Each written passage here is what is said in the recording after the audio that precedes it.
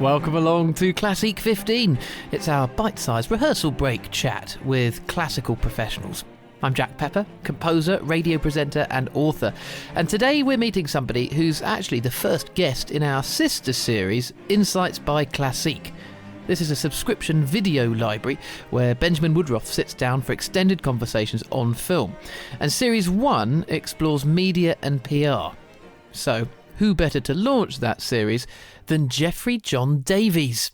Founder, CEO and editor-in-chief of the Violin channel, his platform gives everything somebody in the strings world needs to know. It's a place for music news, media and streaming. They're based in New York City and they now reach around 2 million viewers per month and have a combined base of more than 1 million followers across their social channels. In fact, on that note, their social media stream of the 2018 Menuhin competition alone received around 10 million video views. What began as a social media hobby in Australia has grown into the world's leading classical music news source. They have 17 employees, each one of them a musician. The Violin channel has helped support the latest generation of standout string soloists, from Ray Chen to Augustin Hardelik. And the Violin channel's collaborators include Carnegie Hall, the New York Philharmonic and London's Wigmore Hall. And it all started on a living room floor in Australia. Perhaps that's why Geoffrey John Davies has been described as one of musical America's 30 most influential arts professionals. Well, let's sit down for Classeek 15. We begin with a trip back to day one of the Violin channel. I asked Geoffrey if he remembers his very first upload. I absolutely do. So we're going back to about May in 2009. And I was living in Australia.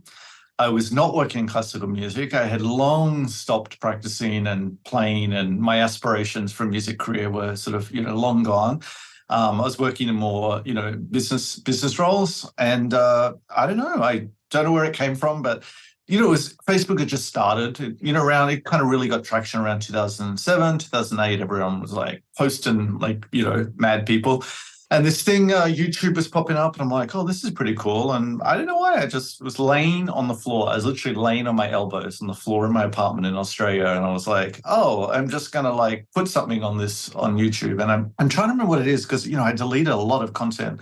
Anything I didn't have copyright on, I deleted. But, when I was a kid, I used to record stuff on TV, on VHS, like if there was a violin performance or something, and then I'd rewatch it. And I think I had a couple of them on VHS. I converted them, put them onto YouTube. I thought, here's my contribution to the music world.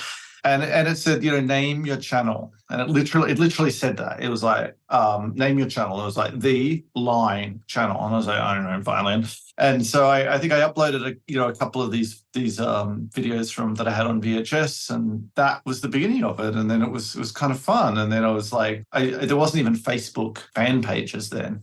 And then a couple of days later, I thought, hey, it's kind of a fun experiment because everyone's using Facebook. It literally was bananas. Like when Facebook first started, everyone was doing everything like, I'm at the shopping center. I'm now eating dinner. I'm now it was maybe because I was working in advertising at the moment and my friends are a little, deep diving, but it was really obsessive. And I thought, hey, this would be really cool. I immediately thought Facebook could be a little bit like a magazine where you digest content in little bites, which is exactly what it's ended up being. So I remember just sort of starting this, Facebook was like a fake person called Violin Channel because there was no fan pages. It was just called, it was a fake person called Violin Channel. And then I just, people would add it and then I'd circulate news on it and things like that. So I clearly remember the day I started it. There was no intention. There was no nothing. It was me laid in Australia on the floor on my elbows.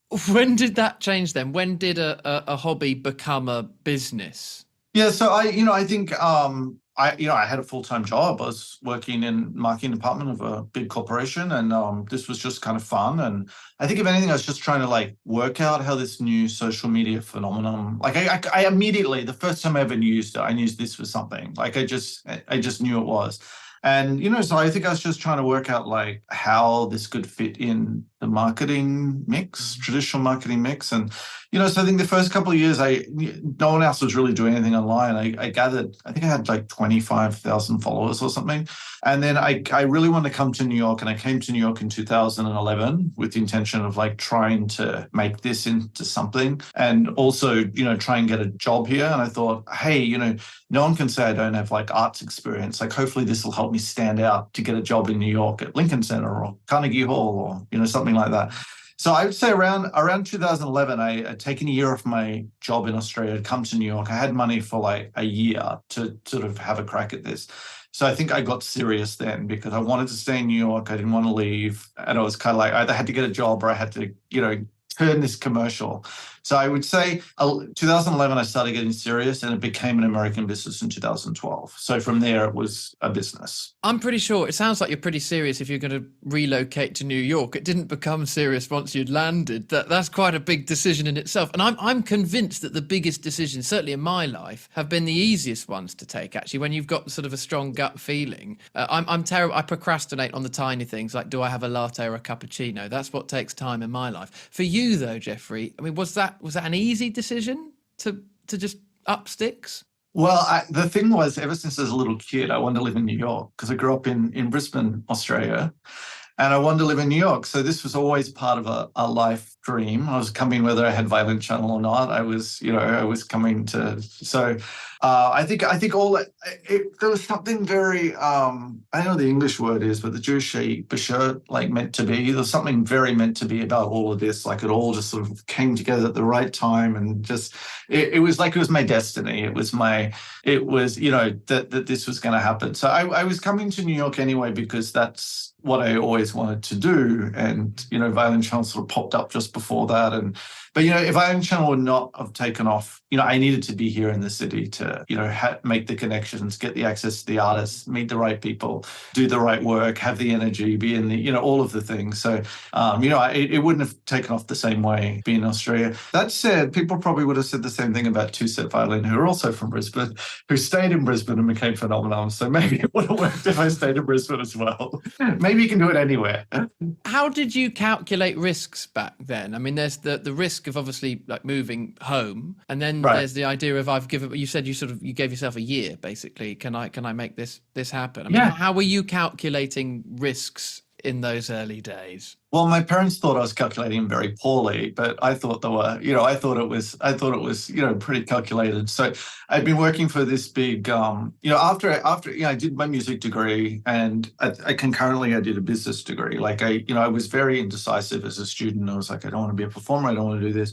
And, I ended up coming out of university with this very hybrid 2 undergraduate degrees, one in music, one in business communication. So, and then I never wanted, and then I was working in traditional advertising agencies and then in marketing in the financial services. So, I worked at this company, and I had saved my holidays and I'd saved some money, and I was like, okay, this is the time for me to just try this New York dream. Like whatever happens, I'm going to come. I'm going to try and get a job in advertising there. I'm going to like try and talk my way into a job at Lincoln Center. I'm going to change my life. I want to move to New York. And I took 1 year off my job in Australia. They gave me a year's leave, and then I never went back. So sorry.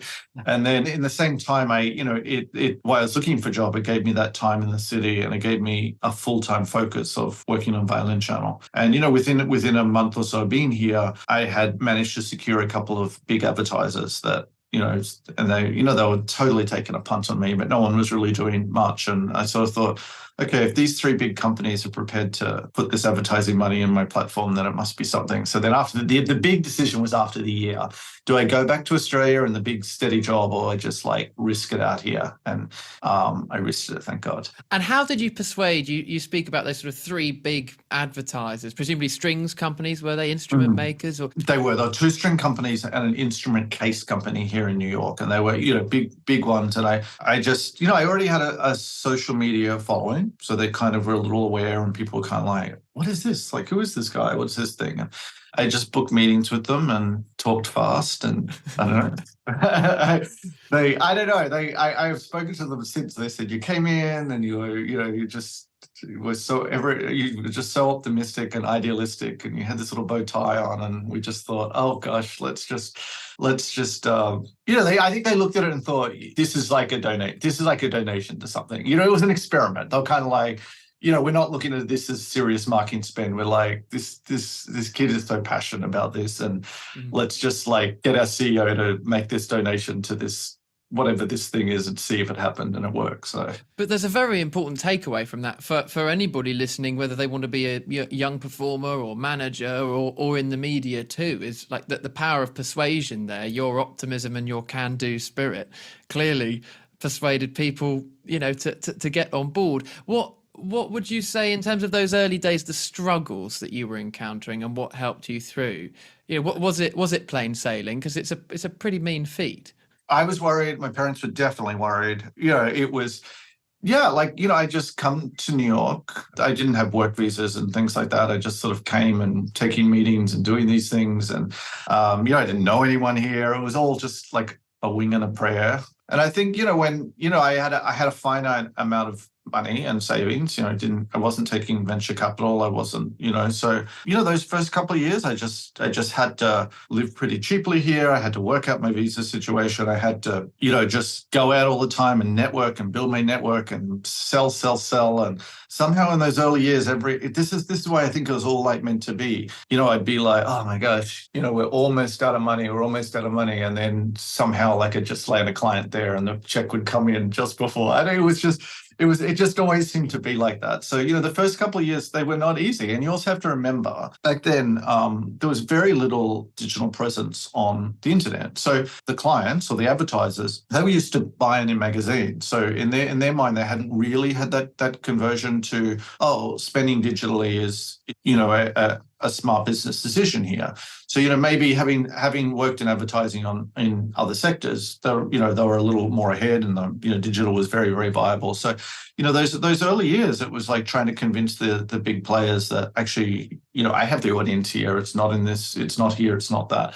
It wasn't easy. There was also a lot of gatekeepers that I had to convince that that I should be allowed to be doing what I'm doing.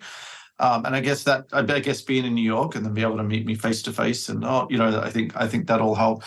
Early on there was also some really dirty playing. There was some entities in the industry that were trying to squeeze me out. They didn't like the fact that something new was coming in and potentially taking over. So there was a lot of things I was up against. I think I was naive to a lot of them, and I was just locked in my apartment trying to make this thing work. And I think there was a lot of naivety. I don't think I really thought it out. I just dived in and bit it off and just kept chewing. But there was definitely struggles. There's always struggles. There's still struggles for us to take it to the next level, to think, nothing's ever smooth sailing. But somehow there's always been a belief in the back of my mind, hey, this is going to work, and this is going to work out, and I've had that right from the very beginning. Like, just go with it. So whatever that is, whatever my higher power is, it told me right from the beginning, this is going to change your life, and just lean into it. Don't question it. It's going to be hard. Just do it. And I still believe that. And you speak of sort of the heart and the passion catching your attention. And of course, that was something, bringing it full circle, that clearly caught the attention of those you were trying to get involved with the Violin channel when you first moved to New York. It was your passion that brought people on board. So just finally, what would you say is the sort of takeaway point from your career to date for a young artist listening? Maybe the thing that you've learned over the course of your career until now that would be helpful for them going forward? I think just you have to find what your essence is. Like, just don't follow. Like, there's a perception that like this is what classical music is, and if you want to fit in, you have to be like that. And I don't think it's like that. I think it's just find exactly who you are and just kind of really push forward with that. And don't be obnoxious, but you've got to create opportunities for yourself. You have to sort of make things happen. Like, nothing's just gonna happen for you. You really have to have a level of proactivity there, as well as being authentic. Yeah, you just sort of have to go for it. I don't think artists today can just be that good that the world's just going to find them and discover them and they're just going to sit back. It can be wrong, but I think you have to be taking control of your career like it really is a business. You have to be managing your brand, you have to be doing your social media, you have to be doing your networking, you have to be chasing up your gigs, you have to be constantly learning, you have to be applying for these competitions or these, you have to take control, because particularly for a young artist, you really have a window of years. This window of years to sort of, if you're wanting to have this professional career, and you just have to use them. I guess in the same way I had a window to make Violin Channel work, or I was back in Australia in my life. And when there's a finite window there, and you have to, just go for it. So, but then also I think I always say to young artists, I'm like, your performance actually does not end until you get in the car to go home. Because when you come, it's true. It's like your attitude is everything. When you come off stage, and if you're like upset about something and people see you like that and they think, wow, that person's a diva and that's that, and things like that they can harm your career. So just my advice for that is just be harmful of that. You're on show, you're a brand, you're being assessed in totality. It's not just how you play on stage, and great opportunities can come, but also amazing opportunities can be burnt by something you're just not aware of. And in today's environment, it's like even the top soloists, they're still filling up their performance calendar and their yearly salary with collaborations and festivals and playing with their friends and doing things. And if you don't have a network and you're not well respected and well liked, and people want to play with you, and because you're always a pain in the butt, then I can't see how you can have that fulfilling music career. So, you sort of have to approach this like a business person would be, and be nice. And, it's easy for me to say. I can be cranky at people too. Sorry. But, but artists have to look well beyond just playing magnificently. It really is just the first step. And thankfully, there are some really great programs for young artists like Classeek, like Young Concert Artists, like Concert Artists Guild that can really harness and teach these. But even the people outside of those programs, they really need to be aware of this in wherever they're going to go with their music career. They might be soloists, but they're going to play in the local community. These still apply anywhere. That's great advice. It does not end at the double bar line, does it? And it doesn't. It ends when you slam the car door. Once you're in your Uber, it takes off the street. You can be whoever you want then. When the doors and windows are firmly locked. Well, the advice does not end here either, because there's plenty more media-based advice on Insights by Classeek, Series 1, starting all things media and PR. That video library available to subscribers now. And the very first guest there is Geoffrey John Davies. Thank you for joining us. I'm so honoured. I have complete imposter syndrome, but that's fine to be with that the list of luminaries on that list. So anyway. And the link you need is insights.classeek.com, where you can subscribe now. Geoffrey John Davies is the first episode of Series 1, covering subjects like how he finds their Violin Channel young artists and what a good press release might look like. He's followed in this series by the likes of James Jolly of Gramophone magazine and Erica Worth, the editor of Pianist magazine. So lots more where this came from. Meanwhile, on all the usual podcast platforms, Classeek 15 continues with me, Jack Pepper, thanking you for your company today and hoping I'll find you in this classical corner again very soon.